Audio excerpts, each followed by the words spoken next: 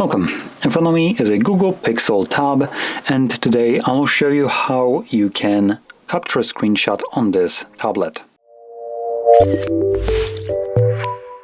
So to get started, you want to open up content that you wish to capture.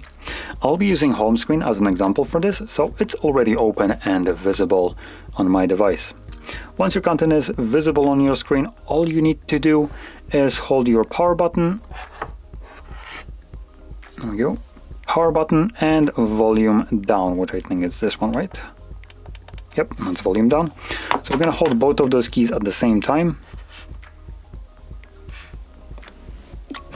You have the sound along with the pop-up right here.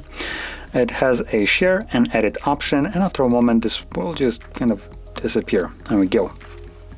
Once it disappears, you can find it in your Photos application. Now typically it would be in the Photos tab, so from here you would navigate to Library and then Screenshots.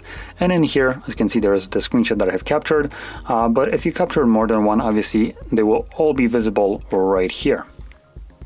So there we go. Now if you found this video helpful, don't forget to hit like, subscribe, and thanks for watching.